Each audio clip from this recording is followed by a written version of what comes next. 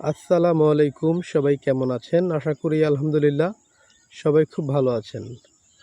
মহান রবের দয়ায়, আল্লাহর রহমতে আমি আরও একটি সকাল পেলাম, সেজন্য বলি আলহামদুলিল্লাহ। খুব সুন্দর একটি সকাল আল্লাহ তাআলা আমাকে দান করলেন, আরও একটা দিন আমাকে আল্লাহ তাআলা দান করলেন। কারণ আল্লাহ তাআলা যদি আমাকে ঘুম থেকে না উঠাইতো তাহলে তো আর উঠতে পারতাম না।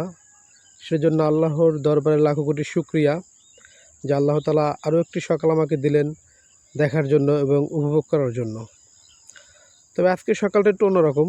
আমি নেত্রকোনায় আছি বেশ কয়েকদিন যাবৎ।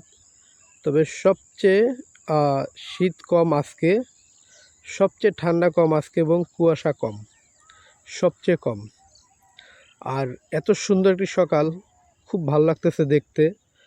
নিশির ভেজা ঘাস, এই যে স্ক্রিনে দেখা যাচ্ছে কিনা জানি না, কিন্তু এই যে নিশির ভেজা ঘাসে হাঁটতে, আর এই যে বিলের মাঝে যেটা বলে, আসলে এটা কি বলে, যে হাওর, নেত্রকোনা হাওরে খুব ভাল লাগতেছে।